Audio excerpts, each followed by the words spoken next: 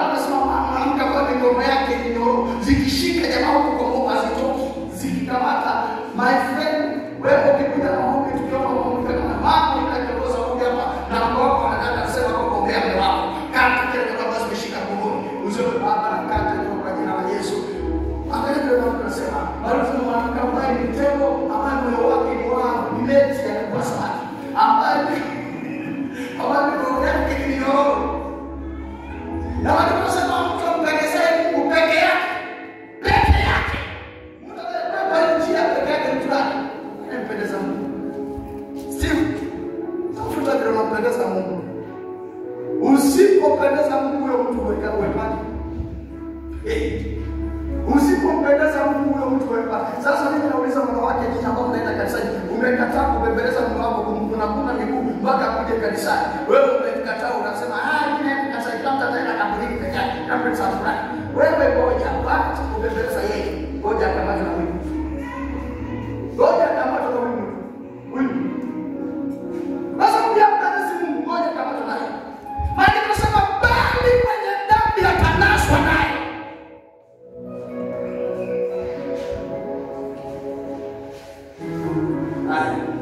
Sasa kama tunafikiria sana hapo Kristo amefika sura chini tu hapo hizo sita zote hatutaki. Walitaka tena umefika mambo anasema hatutaki.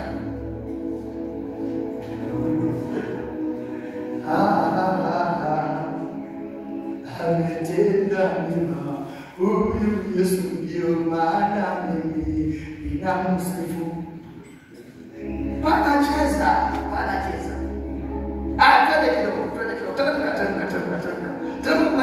Mhubiri anasema, tazama hili ndilo nililogundua.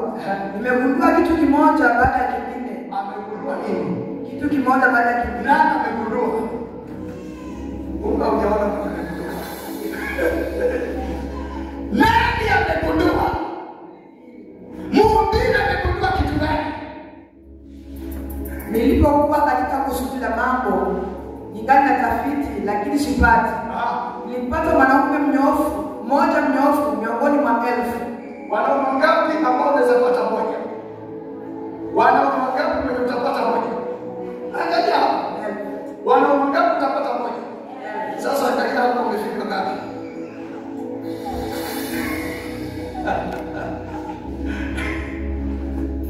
Maandiko masio kudiko. Elizabeth. Acha kitina. Ukiwa kitu kingine ni kwa utakosa kulala kingine. Utalala unaangalia Peter kaenda tuition. Wewe unatoka kwa nyumba unaacha mtoto analala unaenda anachungulia kwa dirisha kama mimi anafundisha kwa darasa. Elizabeth watakumwagia maji chafu ya mkono kule wakishangaa kuna mchawi kwa shule. Atunaenda kuchungulia kama mwalimu Peter juu anafundisha wanafunzi juu saa 2:30 vitu vya aina gani. Once a woman ukijua ya kwamba among 10 women there's no focus on her. Nao ukigundua kitu utaomba kama kitu kingine. Unataka uwe focus. Uwe one among 10. Mimi niliposoma hapa nikagundua kwamba among 1,000 men there's no right man. 1,000 ni mmoja. Nikasema Lord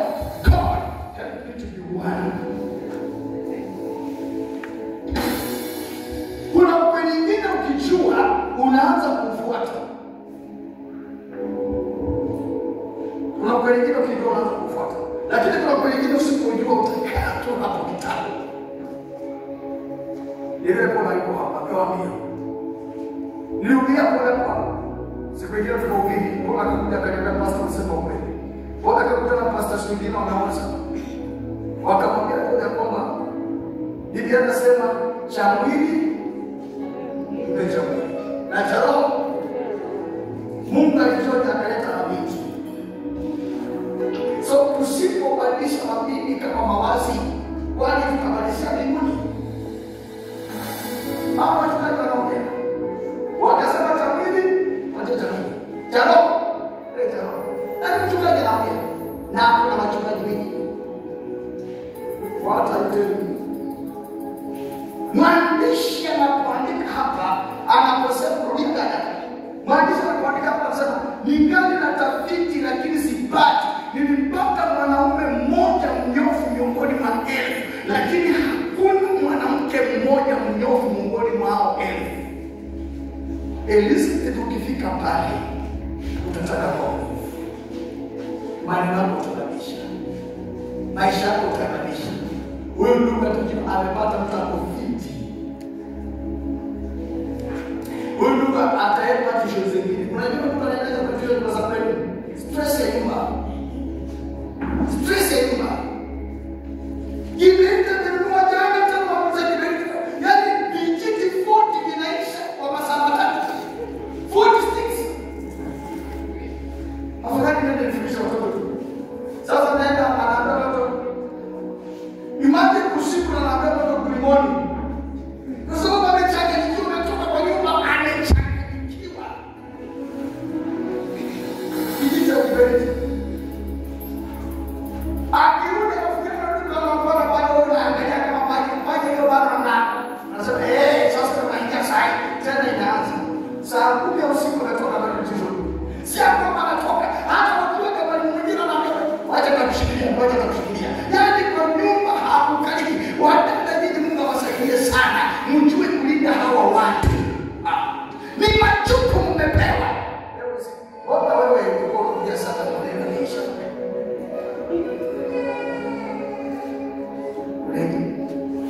Nataka kuandika hapa.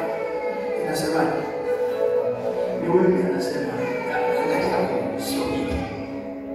Wewe unaongea sana story inaenda wapi? After ibada ya Saidi, after ibada hii, kuna vitu umelipata, viweke sawa. Na utakumbuka nakwambia, mmetamani kutumikia Mungu, mmetamani kutenda na Mungu. Mimi nawaambia si kwa Mungu anawachukia. Kwanza mkiniachilia nisizungumze hapo, ninaenda kuonyesha kama ninaweza fika, kama nitafika. Kama naweza fika nitawafikisha. Biblia inasema Mungu alipojua mwanamke ni chombo kidhaifu na akaamua hapo ndio utajitokoza. Lakini sijui kama tutafika hapo. Sijui kama tutafika. Sijui kama tutafika. Soma inasema Ndani 7:25 nasema usiruhusu moyo wako ugeukie njia za huyo mwanamke, wala usitangetane katika mapito yake. Aliyoangusha wengi, aliyowachinja ni kundi kubwa. Unasikia huyo mwanamke vile amefanya? Ameangusha wengi, amechinja wengi. Alafu sisi wanaume tunaambiwa tusigeuze mguuni tupelekea njia yake. Wanataka kulimwacha kusimama. Na ndio maana hapo bali kusema mwanaume anayemcha Bwana, anayempendeza Bwana, anaepuka. Sasa hata kuangalia mume wako wala ameokoka, anamcha Bwana. Angalia ameokoka. Angalia pepo Mungu. Jamaa na Yesu anasema Yesu anasema kunyachura kwa ng'ombe. Alafu chura kwanza inafura hapa. Alafu inakuwa kufura tumbo, alafu mguu wa ng'ombe peke yake inastua hiyo, alafu inakimbia. Alafu ng'ombe anakunywa maji, ikimaliza inasushuna na maji, inapupuna na maji, inatunga miguu, sasa natoka nini? Chura inasema ni sawa tu, umejidhabu na kisawa. Sasa tunakula ng'ombe na kunywa maji. Sasa angalia hizi husband pia ndio. That's husband pia ndio. Je, mume wako anamheshimu Mungu? Je, mume wako anapendeza Mungu? Na kama anapendeza Mungu, na angalia mali na pia wanawake wenye wanaume wajaokoka muombee wanawake wanaume. Wasomee hiyo methali tena. Waombeeni kuokoka. Maana kuna malango wanapita ndani yenye watu wamechinjwa, yenye watu wamemalizwa, yenye watu wameuawa, na mwanamke huyu anaua watu na anaendelea anatoa sadaka ya wanaume. Mume wako anaenda anaingia ndani, anatoka. Wewe unamuona siku hizo unampiga vita. Unakuangalia unakaa.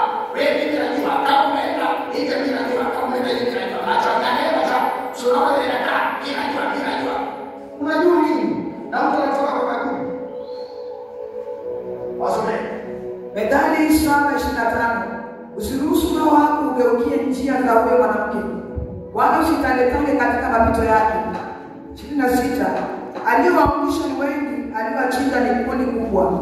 27 inasema nyumba yake ni njia kuu iendayo kaburini, ielekeayo chini kwenye vyumba vya mauti. Wale niliwaambia kwamba nitawapa tofauti ya mke na mwanamke. Mwanamke ndio huyu. Wasome mwanamke, usome kwa sababu usikie. Huyo ndio mwanamke. Alafu nataka nikusomee mke. Nataka nikupatie mke. Kuna tofauti ya mwanamke na kuna tofauti ya mke. Usiruhusu moyo wako ugeukie njia za huyu mwanamke. Hiyo mwanamke analeta. Usiruhusu miguu yako ama njia yako ielekee kwa huyo mwanamke. Andamini hiyo. Alafu number 2, the difference between mwanamke na mume. Nimejaribu kuopa, lakini naona narudisha tu. Mwanamke ni huyo. Mwanamke ni yule mtu ambaye anachukuliwa na kila mtu. Mwanamke ni yule mtu wa kike, mtoto wa kike ambaye anachukuliwa na kila mtu. Mwanamke ni yule mtu ambaye mtoto wa kike hawezi linda nyumba yake. Mwanamke ni yule ambaye anashindwa kumudu mume wake, anaitwa mwanamke. Lakini mke ni yule ambaye anatunza mume wake. Mke ni yule ambaye anatunza mume wake. Hapo ndipo kuna tofauti. Proverbs chapter number 31 verse number 10. Proverbs chapter number 31 verse number 10. Nataka usome na utaona tofauti inakwambia. Na utaona tofauti inakwambia. Nasema mke mwenye sifa nzuri ni nani? Mke mwenye sifa nzuri.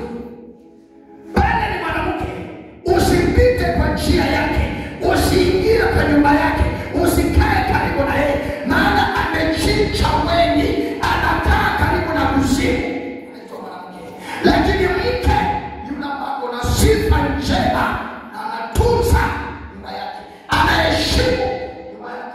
Analinda mumewe. Hatoki nje. Siku nyingine nikakuja kuhubiri, hata kama sitahubiri, wewe usome Mithali hiyo sura 7 yenyewe masoma, alafu wewe usome Mithali 31. Utaona tofauti kubwa sana kwa watu wawili. Na ndio maana mwandishi wa kitabu ambaye profesa wanawake akaandika katika Mithali 14:1 akasema, ongezeni sauti. Akasema nafananisha yake huyo ni Biblia. Mungu wako. Proverbs 14:1.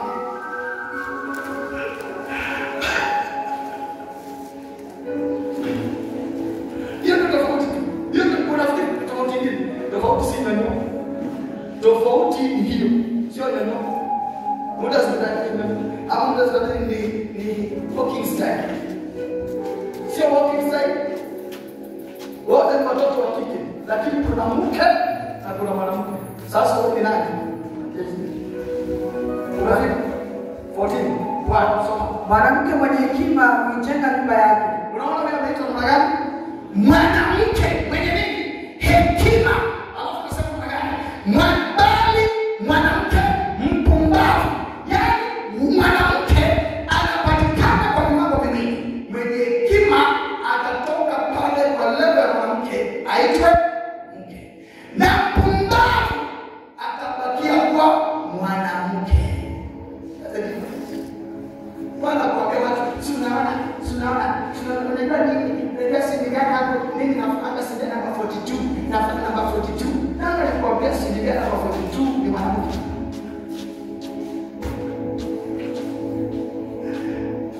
Unajua natamani mtoke mimi siwezi toka kama Mungu hajaniambia nitoke. Kwani mama watu tutapata nini? Si leo tunapata. Bila mwapata tutamalizania hapa. Kwani tunapata nini? Nitapata nini? Tunamalizana hapa. Wakikuja Jumapili tunaangalia kwanza kiwanja za mbele. Naangalia kwanza afadhali ni kiasi fulani. Yesu ni baba hapa. Tulikuwa tunasikia kitu na kichoma. Nasikia kitu na kichoma. Tunafanya kiasi mbele. Lina choma tofauti ya mwanamke na mke. Sasa wewe unaweza kujazia, unaweza kufanya mtihani wewe mwalimu. Unaweza hata nyumbani ukitoka hapo wewe nyumbani ukae na makaratasi ufanye mtihani mwangalie wewe mwanamke au wewe mke. Ukiwa mke utaleta hizo qualification.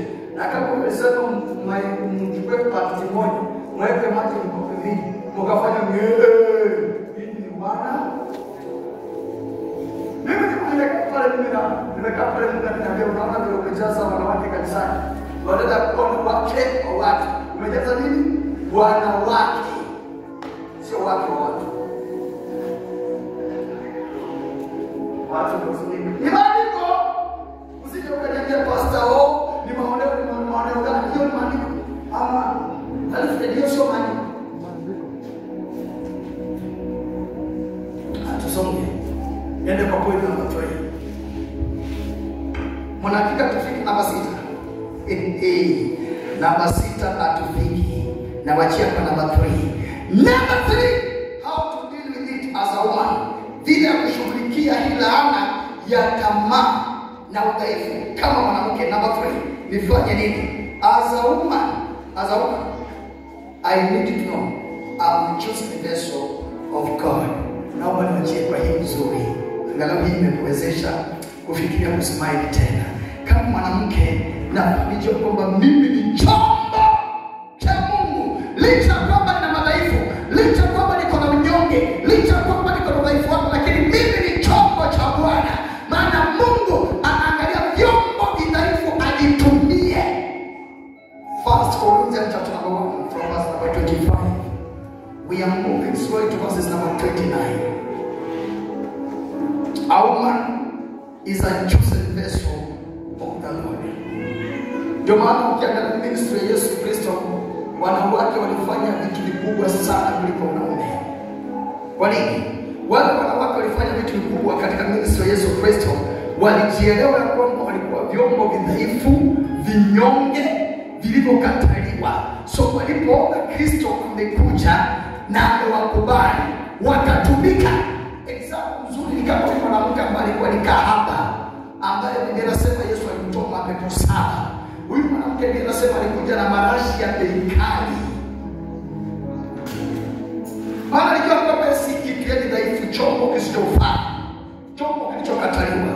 Watu wanamchukua kama mtu ambaye hafai. Hata alipoingia katika nyumba ya Simoni, Biblia inasema alipomwagia Yesu mafuta na akaipanguza na nywele yake ambayo ilikuwa na bei ya thamani, maana tunasema nyumba yote ilijaa harufu ya mafuta yake. Alafikisha baadaye watu wakaanza kunung'unika, mpaka Juda akiwa ndani akanung'unika, akasema mwanamke anafanyia nini watu? Alafu kwenye nyumba naye ambaye anaitwa Simoni akasema laiti kama Yesu angekuwa kweli ni nabii, angejua huyo mwanamke ni nani anayepanguza miguu yake.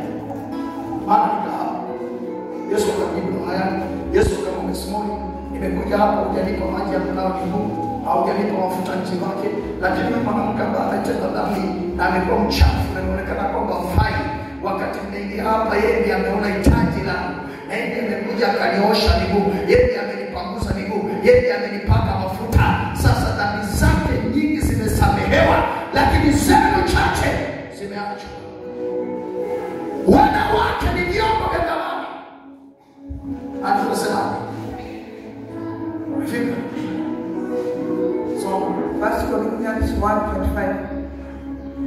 Kwa maana upumbavu wa Mungu una hekima zaidi kuliko hekima ya wanadamu. Upumbavu wa Mungu una hekima sana kuliko hekima ya wanadamu. Wanawake wamechukuliwa kwa wapumbavu. Wanawake wamechukuliwa kwa hawasema kitu kwa society.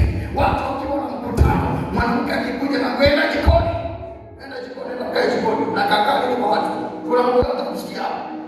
Hiyo ni hekima ya wanadamu. Lakini Mungu naye alipokuja akatazama na akaona mwanamke amechaguliwa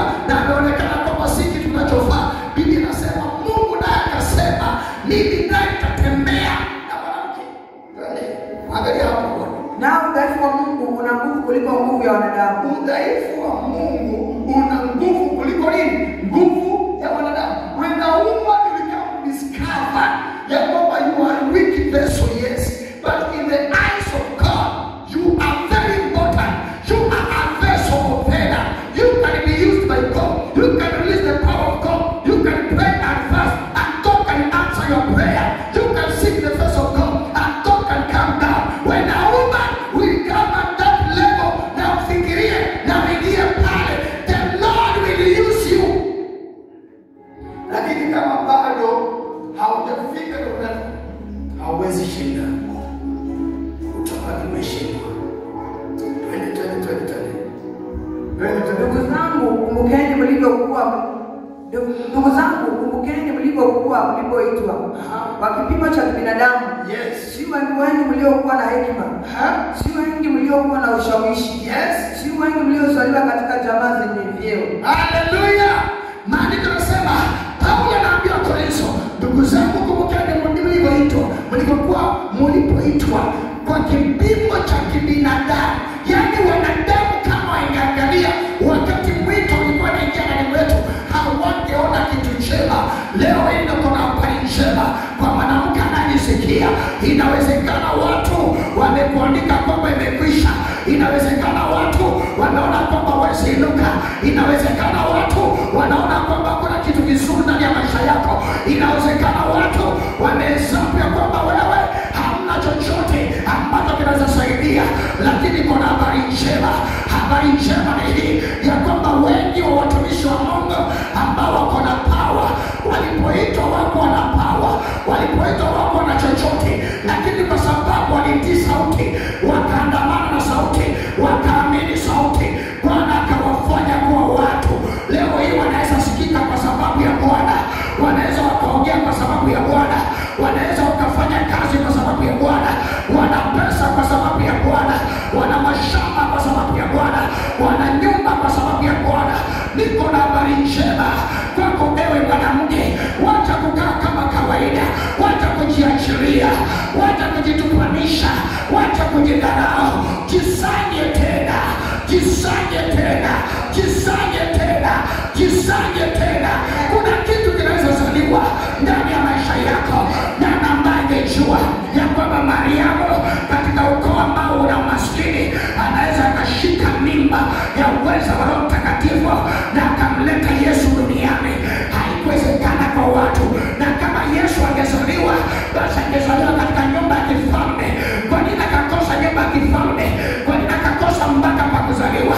Akazaliwa katika hori ya ng'ombe.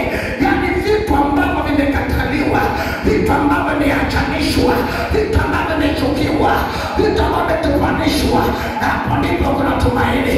Nimekuja kukwambia mwanamke, wacha kujiachilia, wacha kujizeesha, wacha kujizeesha. Kubali ya kwamba unaweza rudi, kubali ya kwamba mambo yanaendelea, kubali ya ndoa inaweza kuwa, inaweza kalika tena, inaweza simama tena, mambo yanaweza kuwa mazuri tena, unaweza anza safari tena. Safari haijafika mwisho, hatujafika mwisho bado. Endelea kung'ang'ana, endelea kukasana, endelea kusukumana. Kuna kitu kinatokea, kuna mambo yanatokea, kuna mambo yatafanyika, kuna jambo la kutisha. Bwana wewe kufika mahali sasa, wewe unakaa tu hivi, wewe umeoleka, uko na mume, mume ako chini, miaka yake ingali, wewe unakaa tu kwa boma, unakaa Mungu ni mkali, Mungu anasema bora tunafanya dea. Wewe unafanya dea, unasema Mungu dea. Unang'oa ndizi na dea. Unawasha viazi na dea. Kama umebarikiwa na ng'ombe, unatoa masamani na dea. Unakamua maziwa na dea. Unafika jioni unapikia mzee chakula na dea. Unapita mbele yake na chakula na dea. Afugani ambao umebebana. Wacha kujiatanisha. Unaweza ukafanya kitu, unaweza ukastua tena. Yaka wale wajakaa kama mama, nyonga titi,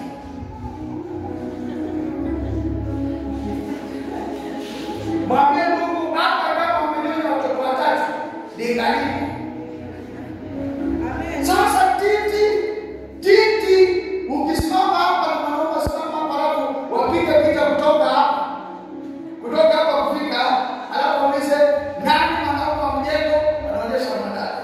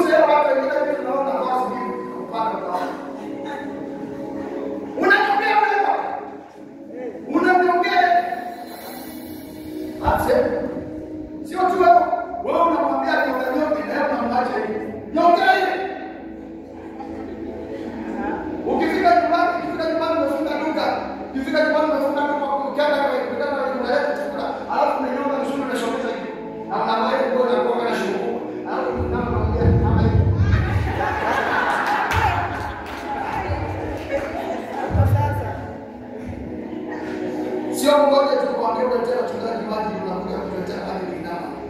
Naongea hivi Mungu.